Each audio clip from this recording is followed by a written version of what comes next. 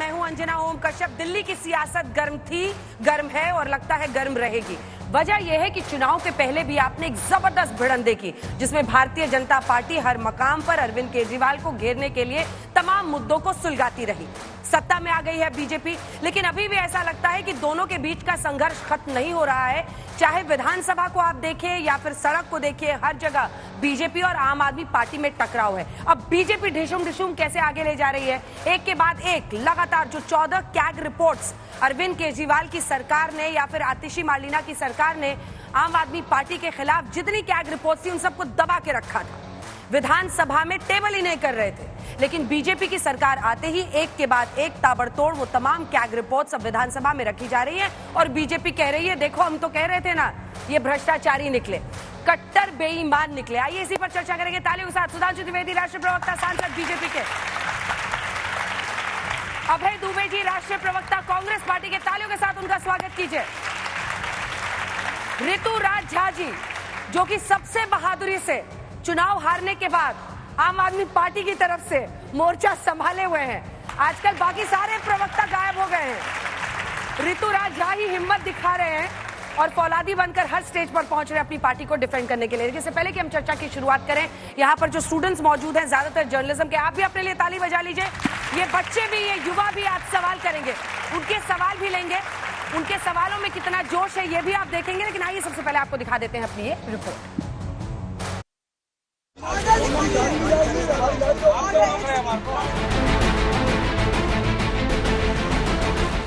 BJP सरकार ने पहले आबकारी नीति और आज स्वास्थ्य सेवाओं पर सीएजी रिपोर्ट पेश कर दी है, जिसके बाद बीजेपी दावा कर रही है कि केजरीवाल और उनके सहयोगियों की मुश्किलें बढ़ने वाली हैं। दिल्ली सरकार, जब हम कहा करते थे तब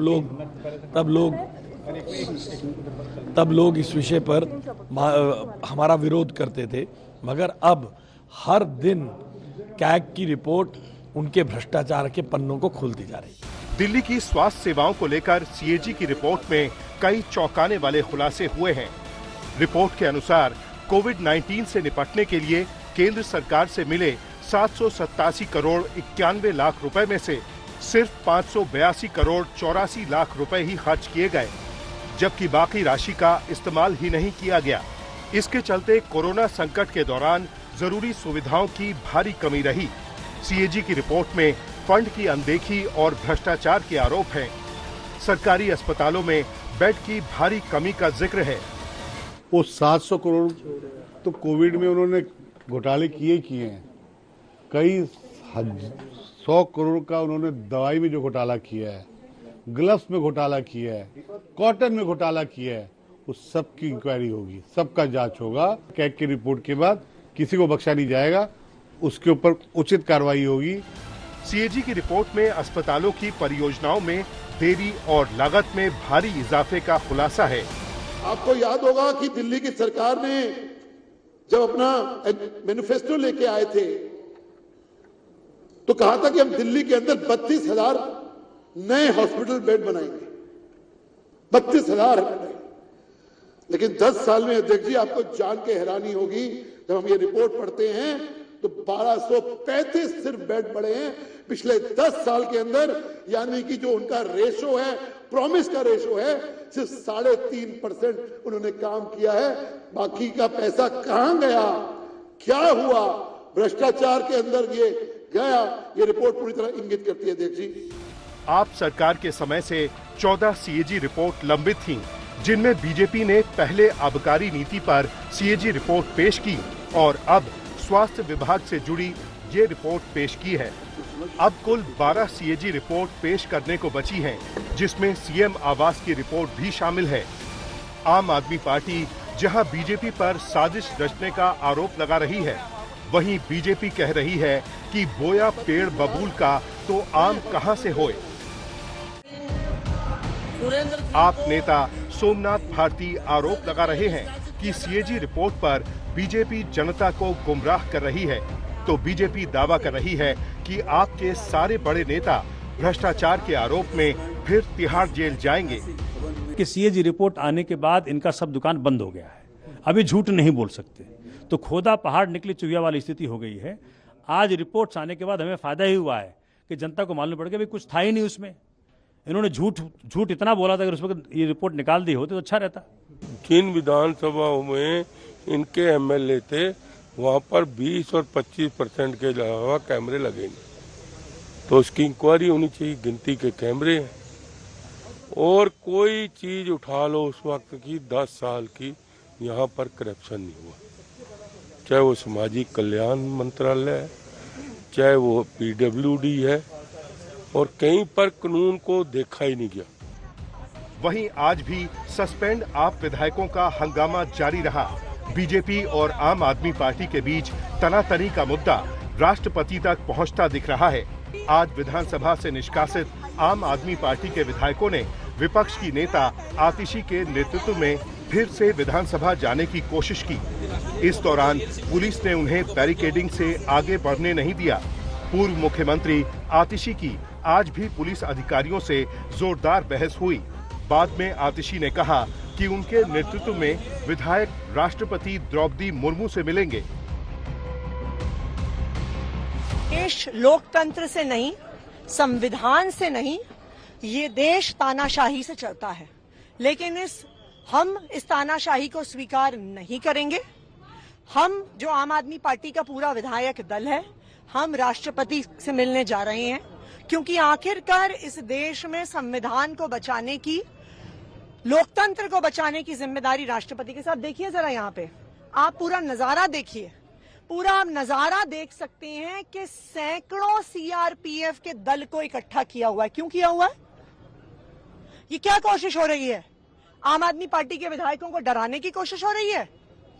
इसलिए हम राष्ट्रपति से मिलने जा रहे हैं, क्योंकि आखिरकार इस देश को, संविधान को बचाने की और लोकतंत्र को बचाने की जिम्मेदारी राष्ट्रपति की है। आप और बीजेपी में विवाद की बड़ी वजह ये भी है कि आम आदमी पार्टी जब से बनी है तब से वो पहली बार विपक्ष की भूमिका में है। अभी तक बराबर आप सत्ता में रही है। आज तक ब्यूरो।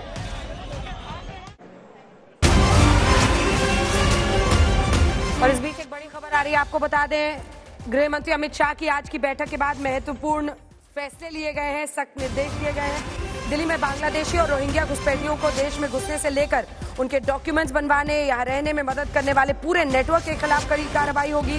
अवैध घुसपैठियों का जो मामला है वो राष्ट्रीय सुरक्षा से जुड़ा है और चिन्हित करके ऐसे लोगों के खिलाफ कार्रवाई होगी, रिपोर्ट किया जाएगा।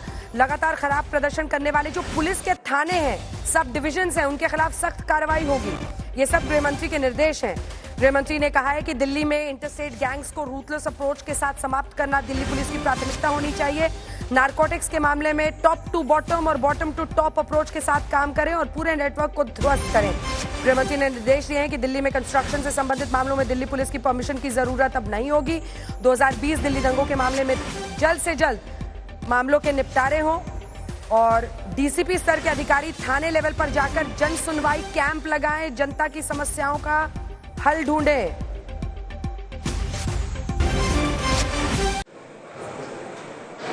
आरोप एक के बाद एक लग रहे हैं। आइए इस पर चर्चा की शुरुआत करते हैं। देखिए, ये कैग रिपोर्ट एक तो बताइए सुधांशु जी, आपकी सरकार ताबड़तोड़, मतलब सारा काम एक तरफ, कैग की रिपोर्ट पेश करो, एक के बाद एक पेश करो। ये बताओ, अब जनता ने वोट तो दे ही दिया आपको, फिर कैग एक के बाद एक पेश करने की जरूरत क्या है? भारत की संवैधानिक व्यवस्था में सरकारों के खर्चों के ऊपर एक न्यूट्रल ढंग से उसका ऑडिट करने की व्यवस्था की गई है और उसे ही सीएजी कहते हैं, कॉम्प्ट्रोलर एंड ऑडिटर जनरल। और वो रिपोर्ट सरकारों का दायित्व है कि वो समय समय पर जैसे जैसे वो रिपोर्ट आती जाए वो सदन के पटल पर रखती जाए। अब अगर पिछली सरकार ने लंबे समय से वो रिपोर्टें सदन पर नहीं रखी तो अब जैसे ही नई सरकार आएगी तो वो रखेगी। यानी ये तो कुछ पैसा हो गया ना कि किसी बच्चे ने अपने टेस्ट पुराने दिए ही नहीं, अब बैकलॉग बैकलॉग बैकलॉग ही चलता आ रहा है और जब एक साथ आएंगे तो सारे पेपर सामने खुल जाएंगे ना, तो कहूंगा अरे रे एक साथ हमको कैसे दे दिए गए।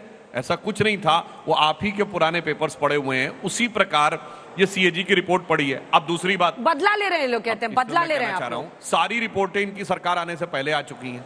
अब दूसरी बात ये कह रहे हैं बदला लेने की बात, 2-3 उदाहरण देना चाहता हूं। कुछ चीजें ऐसी हैं जिनमें कोई बचाव की गुंजाइश ही नहीं। जैसे मोहल्ला क्लिनिक की रिपोर्ट में आया कि 70% जो उसमें लोगों का डायग्नोसिस और प्लस मतलब किसी को देखा और उसके बाद उसके बारे में निर्णय लिया और दवा भी दे दिए, 1 मिनट के अंदर हो गया, जो व्यवहारिक दृष्टि से संभव है। मुझे वो एग्जैक्ट डेट नहीं याद है, मैंने खुद प्रेस कॉन्फ्रेंस की थी, वो डेट भी उसमें मेंशन थी। एक डेट ऐसी थी जिसमें एक मोहल्ला क्लिनिक में एक दिन में 539 लोगों को क्लियर किया गया।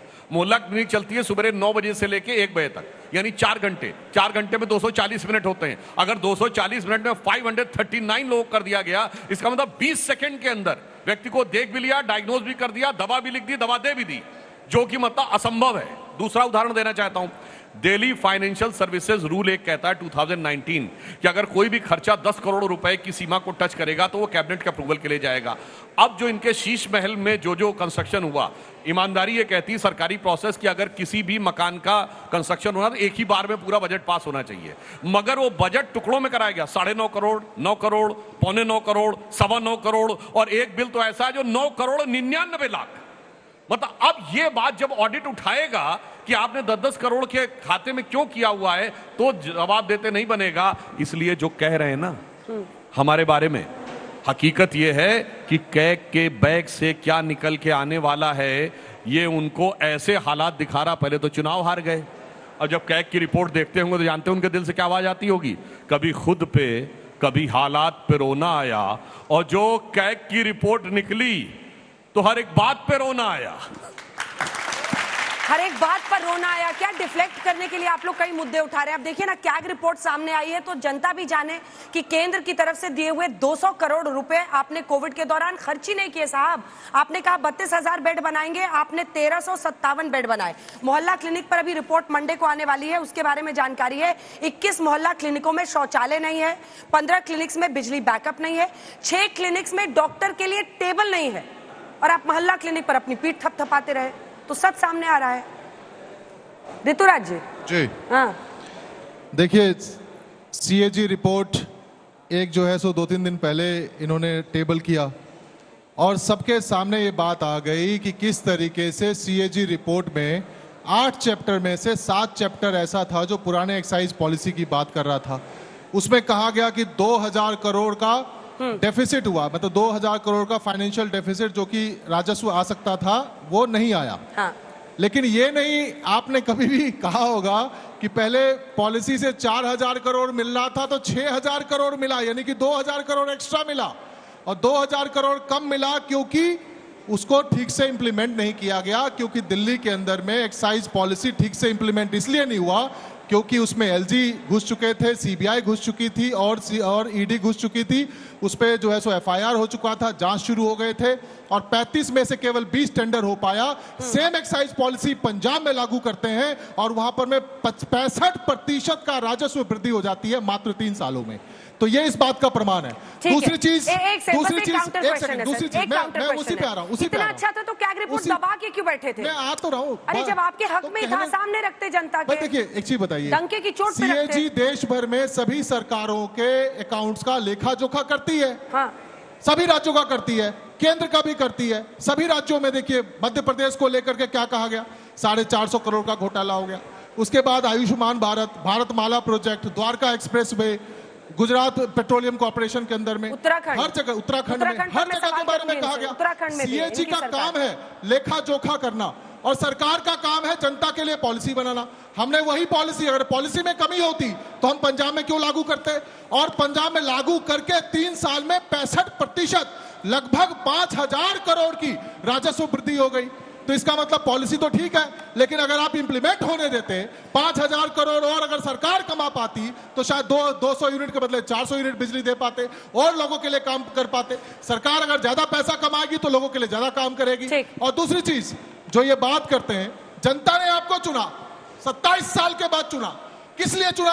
आपने वादा किया महिलाओं को कि 2500 रुपया देंगे, 500 रुपया में सिलेंडर देंगे, कहा कि नहीं कहा? लेकिन जब से प्रधानमंत्री जी बोले 30 जनवरी को द्वारका की रैली में कि पहले ही कैबिनेट में 2500 रुपया पास होगा और 8 मार्च महिला दिवस पे सभी महिलाओं के अकाउंट में 2500 रुपया आ जाएगा, लेकिन क्योंकि दे नहीं पा रहे, नाच ना जाने, आंगन टेढ़ा कर पा नहीं रहे, तो अब जो है सो इधर उधर की बात करके मुद्दे को डाइवर्ट करना चाहते हैं। आप सीएजी रिपोर्ट रखिए, हम लोग चर्चा करने को तैयार हैं, दूध का दूध, पानी का पानी देश के सामने हो जाएगा। लेकिन आप इन सब चीजों के पीछे रह करके आप इस चीज से बच नहीं पाएंगे। आपको 2500 रुपया महिला दिवस तक देना पड़ेगा। 2500 दिल्ली की जनता को वादा किया है। नाचना आवे आंगन टेढ़, थोड़ा सा जवाब दीजिए, उसके बाद से मैं जाऊंगी अभय जी के पास, जल्दी से।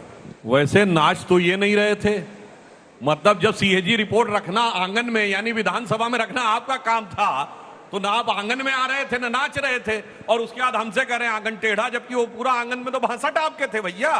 वो कौन सा टेढ़ा था, गोल आंगन था, मगर वो भी आपके समझ में नहीं। आप 2500 रुपया को लेकर के प्रधानमंत्री जी ने वादा किया था कि नहीं किया था? बिल्कुल। और मैं इनकी और क्या कहा था कि 8 तारीख को आएगा कि नहीं आएगा? 8 मार्च में कितना दिन रह गया? आज कितना तारीख है भाई बताइए?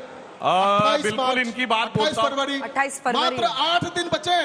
8 दिन बाद पैसे आएंगे कि नहीं आएंगे ये बता दो। बताइए बताइए सारी बात सुन लेंगे। देखिए, आज मैं ऋतुराज झा जी की इस बात से दिल्ली की जनता समझ रही है कि कितना इनके मन में भाव है कि मोदी जी ने कहा है तो पहली मीटिंग में नहीं दूसरी मीटिंग का भी इंतजार नहीं करना है। ये वो लोग हैं जो 3 साल से पंजाब में नहीं दिए हैं 1100 रुपए, मगर 15-15 लाख आएगा, 2 करोड़ नौजवानों को रोजगार मिलेगा।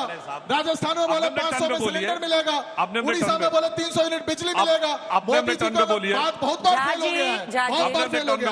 आप बताइए कि 8 मार्च को पैसा आएगा कि नहीं आएगा ये बताइए। अपने आपके इस एतबार का एहतराम करता हूं कि मोदी जी पे जितना विश्वास आम आदमी पार्टी को दिखाई पड़ रहा है, अगर ईमानदारी से सरकार में रहते हुए इतना विश्वास कर लिया होता तो ये दुर्गत नहीं होने पाती जो आज आपकी दिखाई पड़ रही है। इधर उधर की बात भी देना चाहता हूं। नहीं, इधर उधर की बात नहीं। फैक्ट ऐसे होते हैं।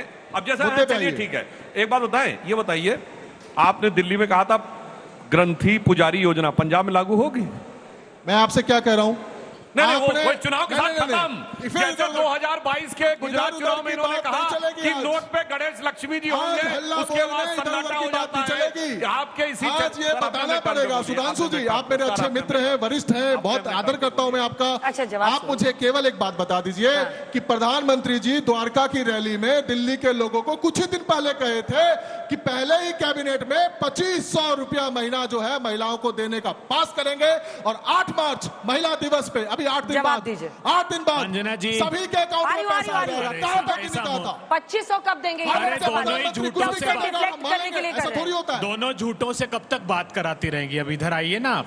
कहा दोनों, अरे झूठे झूठे मौसेरे भाई, सीटों के अनुपात में सोच रहे हैं कि जरा धीरे धीरे जाए। ठीक है, हम 0 सीटों वाले के पास भी जाएंगे। सुनिए ना अंजना जी, हैट्रिक मारी है सर, 0 वाली हैट्रिक मारी आपने। आ रही हूँ, थोड़ा सा थामिए, ये शून्य दिल्ली के मस्तक पर चमक रहा है बिंदिया की तरह। इसके बाद देखिए, हमने जो कहा है राज्यों में करके दिखाया है।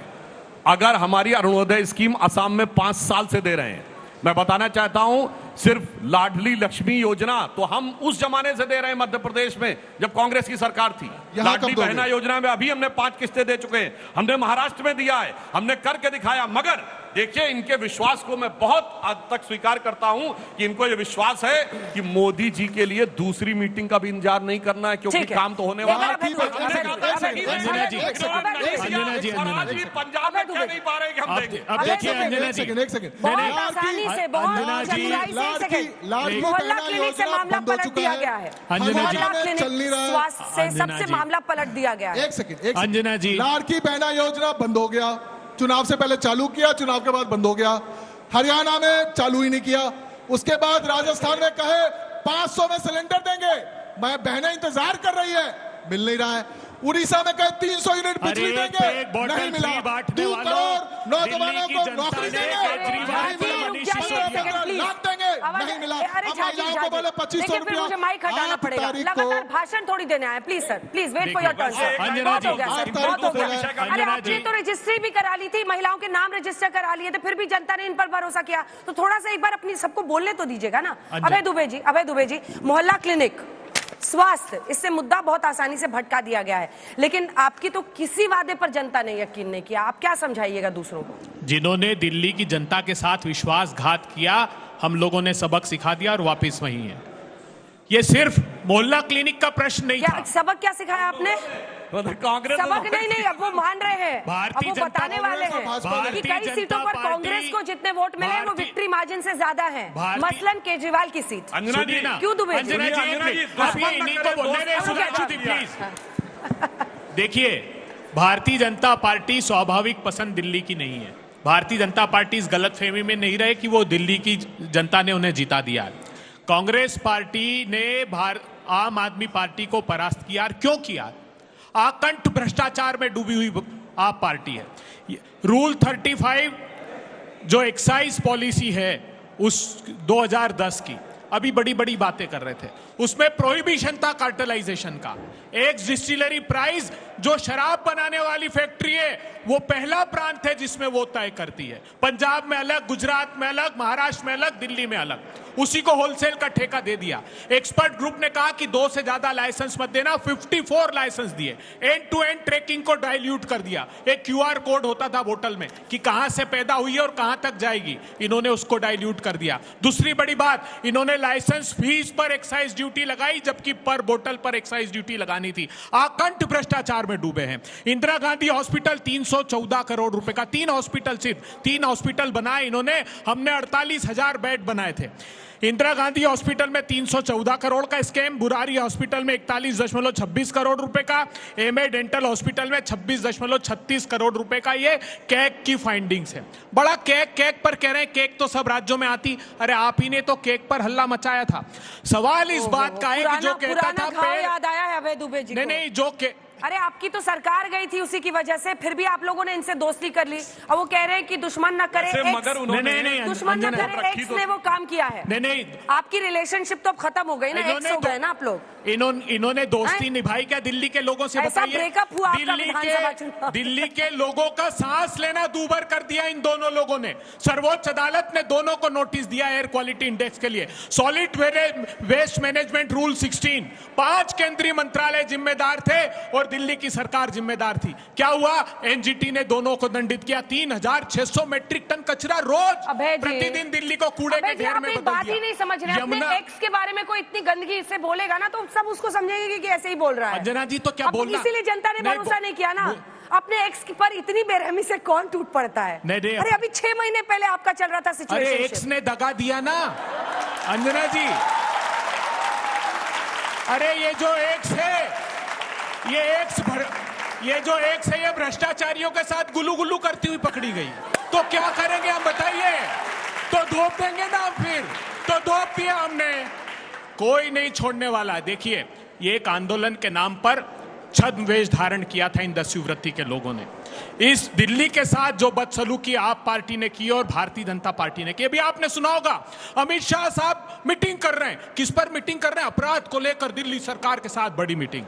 पूरे हिंदुस्तान में दिल्ली प्रांत एक ऐसा प्रांत है, होम मिनिस्ट्री के पास लॉ एंड ऑर्डर है, आप पार्टी के पास नहीं था। भारतीय जनता पार्टी 10 साल से था। 1442 आईपीसी का क्राइम रेट। पूरे वर्ल्ड में कोई शहर ऐसा नहीं है, कोई प्रदेश ऐसा नहीं है जहां इतना अधिक अपराध हो। पूरे देश के राज्यों में जितनी चोरी होती है वो मिला लोगे तो दिल्ली में उससे अधिक चोरी होती है। दिल्ली को रक्त रंजित कर दिया, चप्पे चप्पे को लहूलुहान कर दिया और अब मुखौटा लगा कर आ रहे हैं। वरिष्ठ पुलिस अधिकारियों के साथ और पूरे दिल्ली सरकार के साथ बैठक के उस पर सवाल किया। इन्होंने क्या बोला? दिल्ली को लहूलुहान कर दिया। जब सरोजनी नगर के मार्केट में सीरियल बम ब्लास्ट हो रहे थे तो दिल्ली लहूलुहान नहीं हो रही थी। आज की बात बताइए। अक्षरधाम में नहीं हुए, ब्लास्ट हो रहे थे, आपकी सरकार थी, नहीं हो रही थी। गुजरात में नहीं हुए, क्या बात है? जब मोदी जी मुख्यमंत्री थे संसद पर नहीं हुआ आतंकवादियों का हमला, क्या बात करते हैं? अरे साहब आप बताइए, आज जो दिल्ली में अपराध को लेकर 10 साल से एक मीटिंग की अमित शाह साहब ने, क्यों नहीं की? क्या चप्पे चप्पे पर अपराध घटित नहीं हो रहे? चुनौती देता हूं, दिल्ली का crime rate, crime against women हो, क्राइम अगेंस्ट चिल्ड्रन हो, आईपीसी के क्राइम हो, मोलेस्टेशन हो, जवाब भी तो सुनिएगा। एक पॉइंट मैं कहना चाहूंगा, ये बात सही है। जब शीला दीक्षित जी मुख्यमंत्री थी उस समय गृह मंत्री के साथ बात हुई थी। उसके बाद की आम आदमी पार्टी की सरकार में हमेशा क्राइम को या कोई कानून व्यवस्था को कंट्रोल करने का कोई मानसिकता ही नहीं रही। अरे तो देखिए, तो निष्पक्ष बात होनी चाहिए। सुधांशु जी, राज्य सरकार का क्या रोल है बताइए? बोलिए साहब, मैंने तो लॉ एंड ऑर्डर केंद्र सरकार का दायित्व है दिल्ली में, इसमें राज्य सरकार का कोई रोल नहीं। अब मैं बताना चाहता हूं, तो इनका समझ ही नहीं आता रिलेशनशिप, अभी भी चल रहा है। ये प्रोटेक्ट करने की बात नहीं अंजना जी, तुरंत पकड़े दोनों दागदार। अंजना जी, इन लोगों का रिलेशनशिप जो है ना अफेयर वाला नहीं, लिविंग रिलेशनशिप था। जब तक है तब तक ठीक है, उसके बाद अपना अलग हो लिए। और वैसे मैं ये भी कहना चाहता हूं कि अभी शराब की एक्साइज पॉलिसी, सुधांशु जी एक छोटा सा जवाब। उनका मन नहीं मान रहा, मंगेतर तो पुरानी आप ही की थी। आंदोलन के बैकग्राउंड में, बैकड्रॉप में फोटो किसकी लगी रहती थी? ये जो आंदोलन था अन्ना हजारे वाला, ये कौन लोग थे बताइए ना आप।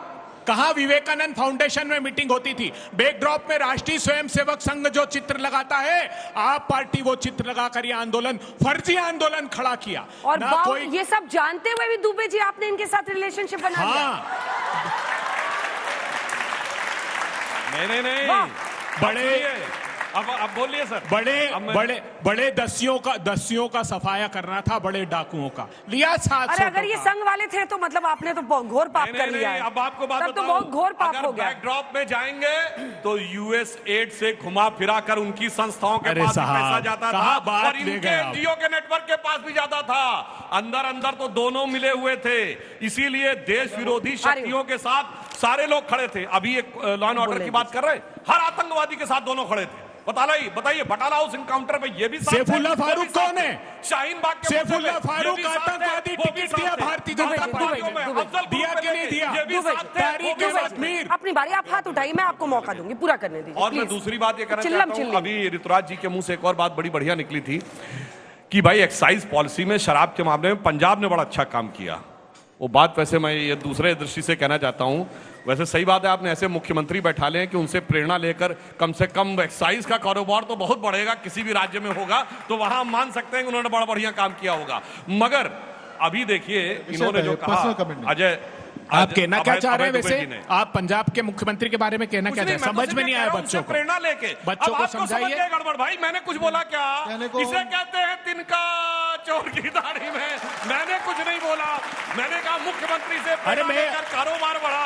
अभी सुधांशु जी सच में मुझे भी समझ में नहीं आया आप कहना क्या चाहते हैं। आप कहना क्या चाहते हैं? उनको समझ ही नहीं आया। मुझे बताइए तो सही क्या कहना चाह रहे हैं आप? पंजाब के मुख्यमंत्री और एक्साइज पॉलिसी, शराब क्या संबंध है? मैं सच में नहीं समझा। अच्छा बच्चे समझो तो बताएं, आप लोग कोई समझे क्या? जैसे पढ़े लिखे व्यक्ति को भी राहुल गांधी के प्रभाव से पॉलिटिकल, अरे साहब समझाइए ना, डरते क्यों है? डरिए मत, समझ में आ गया, उन्होंने ताली बजा दी। डरिए मत, बताइए। जो समझ नहीं पाया, अब बता रहा हूं क्यों नहीं समझ में आया, आपको बताता हूं। क्योंकि आपने दिल्ली में 6-0 बनाए। आपने तो शायद बच्चों को पता हो, 6 बॉल पे 6 छक्के बनाने का तो रिकॉर्ड सुना हुआ ना, युवराज सिंह ने किया था। उससे पहले इंडिया में सबसे पहले किसका रिकॉर्ड था ये पता है?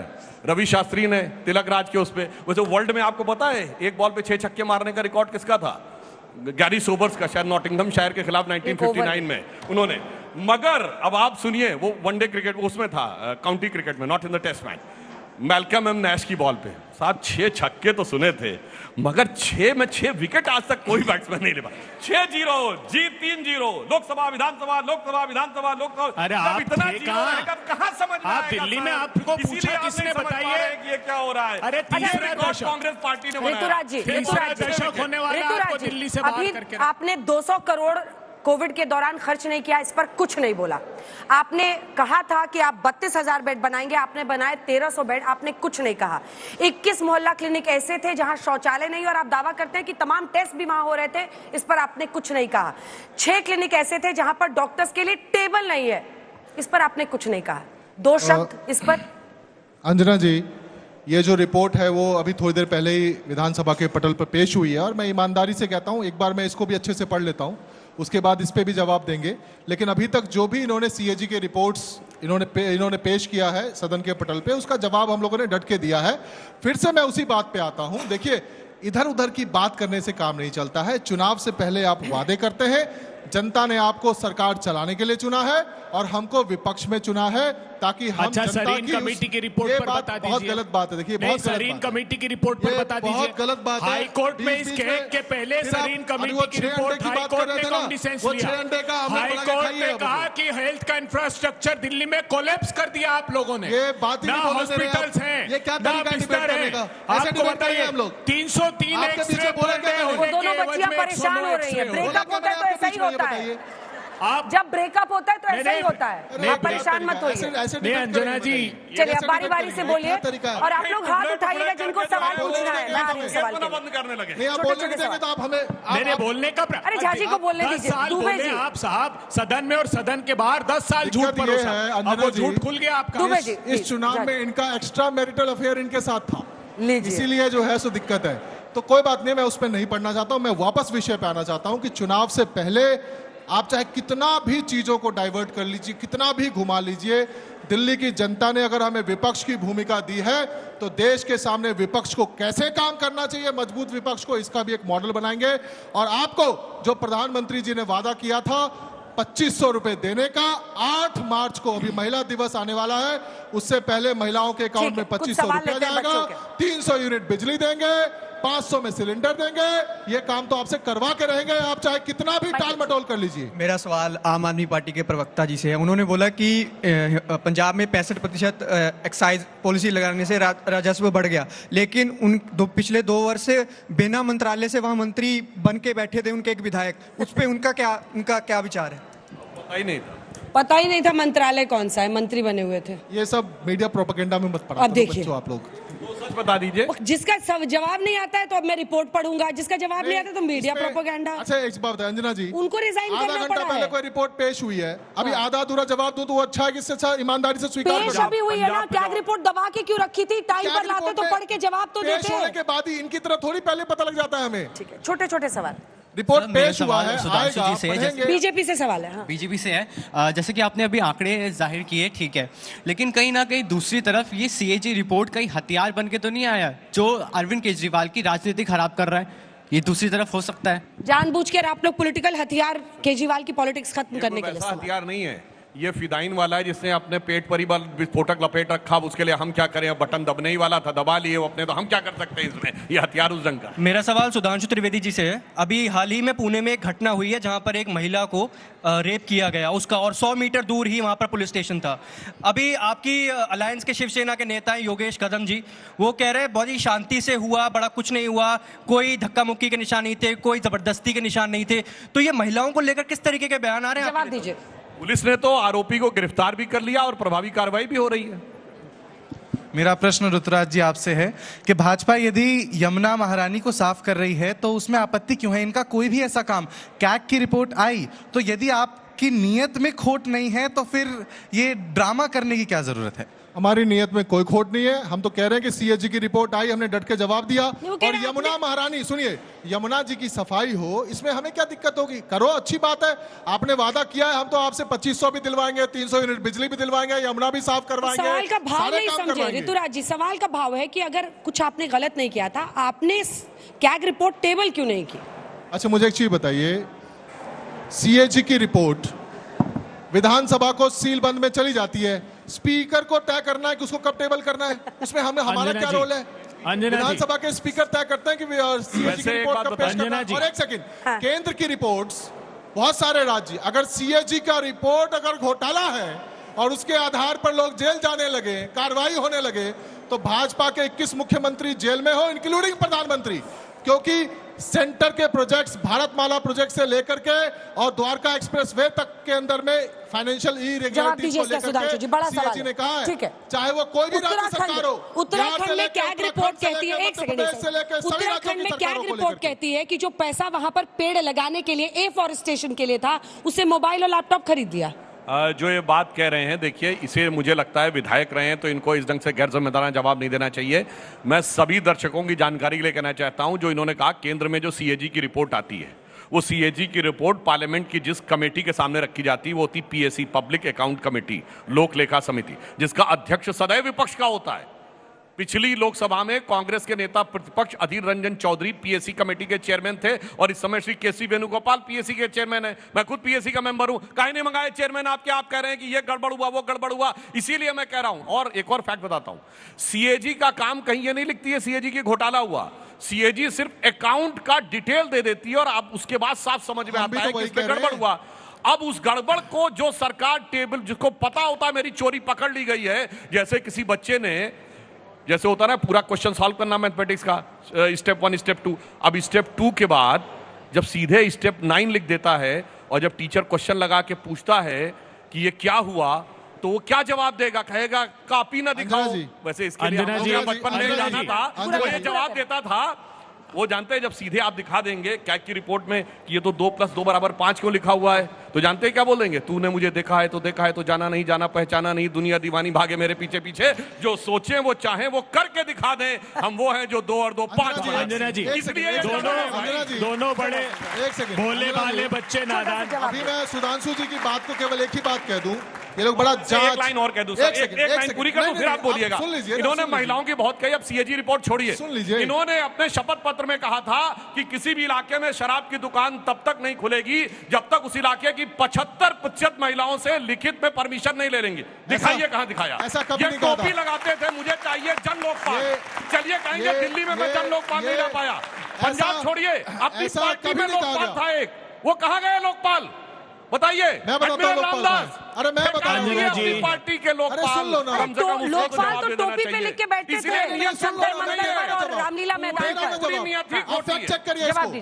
दिल्ली विधानसभा के अंदर में दिल्ली का जन लोकपाल बिल 2015 के जुलाई के महीने में पास हुआ था। मैं खुद विधानसभा का मेंबर था और वो लोकपाल बिल आज भी गृह मंत्रालय में पड़ा हुआ है, जाकर चेक करिए कि नहीं है। फैक्ट्स पर बात करनी चाहिए। और रही बात जांच एजेंसीज की, जांच एजेंसीज की तो दिल्ली की सारी जांच एजेंसी, एसीबी से लेके पुलिस से लेके ईडी सीबीआई सारी जांच एजेंसी आपकी थी। आपने सिंगलू कमेटी बनाया, 450 फाइल हमारी सरकार का उठा कर ले गए, 6 महीने तक जांच किया, क्या मिला उसमें बताओ? कौन सी ऐसी जांच एजेंसी है जो अभी आपको मिली है? बताओ। सारी जांच एजेंसी तो आप ही की थी, वो सारा सब कुछ एजेंसियां तो आपकी है जो जांच कर रही है, क्या मिला? पहली बात मैं कहना चाहता हूं, अपनी पार्टी के लोकपाल का जवाब नहीं दे पाए, और जो ये कह रहे हैं इन्होंने 2015 में जो पारित किया था, अपने रिटर्न में बोलिए साहब, जाके चेक करिए उस लोकपाल में क्या वाहियात बातें लिखी थी कि दिल्ली सरकार चीफ जस्टिस ऑफ इंडिया की भी जांच कर सकती है, दिल्ली सरकार प्रेसिडेंट ऑफ इंडिया की जांच कर सकती है, क्योंकि वो दिल्ली के परिक्षेत्र में रहते हैं तो प्रधानमंत्री की जांच कर सकती है। मतलब ये तो हो गया कोई थानेदार कहे कि पुलिस कमिश्नर का ऑफिस मेरे थाने में है तो मैं जांच करूंगा। आपने पूछा लोकपाल कहाँ है? लोकपाल गृह मंत्री के दफ्तर में पड़ा हुआ है, धूल फाक रहा है, 15 से फाक रहा है। वो कहेगी मेरा सवाल अभय जी से है कि अभय जी अरे कौन चीज का जवाब ठोक देना जानते हैं? अरे अभय जी को जनता पूछ रहे हैं, थोड़ा सा उनको अच्छा लग रहा है। मेरा सवाल अभय जी से कि लगातार 3 साल से आप हार रहे हैं, 0 से आपका नंबर आगे बढ़ ही नहीं रहा है, तो आपको क्या लगता है आने वाले सालों में आपकी पार्टी का, कांग्रेस का कोई अस्तित्व रहेगा कि नहीं, या समझ ले कि खत्म ही हो गया? देखिए एक बात सुनिए, 15 साल तक दिल्ली के विकास का, वैभवशाली विकास जो किया है उसको दिल्ली के लोग आज तक भी याद करते हैं। दिल्ली के चप्पे चप्पे पर चले जाइए, दिल्ली के लोग कहते हैं कि जो शीला दीक्षित जी ने, जो कांग्रेस पार्टी की सरकार ने, अभी सुधांशु जी कह रहे थे ना लाडली लक्ष्मी योजना, ये लाडली योजना की शुरुआत ही शीला जी ने की है। बिटिया के पैदा होने पर घर जाकर 10,000 रुपए देते थे, बिटिया जब स्कूल में पहले दिन प्रवेश लेगी तो 5,000 रुपए, 1 लाख रुपए तक उसकी स्कूली शिक्षा होने पर। चुनाव के पहले बोलना था सर। अंजना जी, अब ये जितनी बात पूछ रही है जीरो का क्या करिएगा? नहीं, तो जब जीरो दिया कांग्रेस पार्टी ने दिल्ली में तब खुशियां आई। मेरी बात मानिए, हमने जो आप खुशी आई, बीजेपी की सरकार आई। नहीं, किसका है? बीजेपी की सरकार आई, खुशियां। रिलेशन किसका है? अंजना जी बताओ, अंजना जी देश को बताओ रिलेशन किसका है? ऋतुराज जी की तरफ से मैं आपके लिए 2 लाइन बोलती हूँ। ऋतुराज जी की तरफ से एक सेकंड सर, ऋतुराज जी की तरफ से 2 लाइन आपके लिए। तुम मुझे ना चाहो तो कोई बात नहीं, किसी और को चाहोगी तो मुश्किल। अंजना जी, किसी और को, तुम किसी को और को चाहोगी तो मुश्किल होगी। हमारी वो चाहत, क्या कर डाला सर? वो हमारी चाहत है ना दिल्ली की चाहत। बीजेपी की सरकार खुशियां गई दिल्ली की। सुनिए तो सही अंजना जी, आपको इस बात से मुक्ति मिलती है ना कि जो अकंठ पाप में, भ्रष्टाचार में डूबे हुए थे, उनकी सत्ता चली गई तो आपको लगता है क्षणिक रूप से, लेकिन हम इसे छोड़ने वाले नहीं है। जो भारतीय जनता पार्टी का दायित्व था और हमने दोनों को सामूहिक रूप से, मतलब बड़े दुश्मन ये दिख रहे हैं इनको, इनके सामने दोनों हैं, ये तो दोनों दिल्ली के दुश्मन है, हमारे नहीं है। अब यूटर्न मत मारिए, आप हो चुका आपका। यूटर्न नहीं, सीधे बात बोल रहे हैं। सुनिए, जो ये दोनों लोगों में आपस में लड़ाई हुई ना, अच्छा जो बताइए, आपने कहा ना तुम अगर मुझको न चाहो तो। अच्छा सुधांशु जी, आप एक सेकंड, आप बताइए दोनों को नोटिस हुआ कि नहीं यमुना पर बता दीजिए। यमुना की सफाई की जिम्मेदारी दोनों की थी, सॉलिड वेस्ट मैनेजमेंट, दिल्ली का पोल्यूशन, दोनों को, और एक्साइज पॉलिसी में भी जो करप्शन हुआ है उनमें इनकी सत्ता की सरपरस्ती थी। कांग्रेस पार्टी ने सबसे पहले शिकायत की, प्रामाणिक शिकायत की, जो आज खिल रही है। और ये क्या कह रहे थे कि एक रिपोर्ट को लेकर ये शीश महल में बैठ जाते, 1 करोड़ के पर्दे के पीछे खड़े होके पर्दे में रहने दो, पर्दा ना उठाओ, पर्दा जुट गया तो 50 लाख का कालीन, 1 करोड़ का पर्दा ना उठाओ, फिर भी आप पर्दे के पीछे जाके मिल गए थे। नहीं, सारी बातें आपकी धरी रह जाती हैं। 67 करोड़ का इन्होंने भी बनाया। जो आपने बोला ना कि तुम अगर मुझको ना चाहो तो कोई बात नहीं, किसी गैर को चाहोगे तो मुश्किल होगी, जानते क्या है? ये वो कॉमन वाला वोट बैंक है जिसके लिए दोनों एक दूसरे से कहते हैं कि मुझको चाहो तो कोई बात नहीं, दूसरे के पास नहीं जाना चाहिए, इसलिए लड़ गए थे। वो इंडी गठबंधन का जो कोर वाला वोट बैंक है ना, कौन है लोकसभा में कौन है सुधांशु जी? हमें तो समझ नहीं आया, मेरा वोट बैंक होना, हम लोगों को तो समझ ही नहीं आया क्या है, कौन है? वो जो पुराना आशिक ये हैं, नए वाले आशिक ये हैं। ये दलितों की बात कर रहे हैं अंजना जी, दलितों के लिए ऐसा व्यवहार करेंगे आप? हाँ है, दलितों का वोट हमारा वोट है, अल्पसंख्यकों का वोट हमारा है, पिछड़ों का वोट हमारा है, जो समाज के अंतिम पंक्ति में खड़े हुए लोग हैं उनका वोट हमारा वोट है। लगाए थे और उसी की बात ये उलझुल बातें कर रहे हैं अभी। मेरा सवाल आम आदमी पार्टी से है कि जो कैग रिपोर्ट है उसका जो नुकसान हुआ है 2,268 करोड़ का, उस पे आपका क्या कहना है? कि आपको नहीं लगता अगर ये पैसा आपने दिल्ली में लगाया होता तो क्या पता आपकी सरकार बन जाती वहां पे? बहुत अच्छी बात कही आपने बच्चे, कोई नुकसान नहीं हुआ है। पहली चीज, 4,000 करोड़ मिल रहा था, 6,000 करोड़ मिला, 8,000 करोड़ मिलना था तो 2,000 करोड़ कम मिला।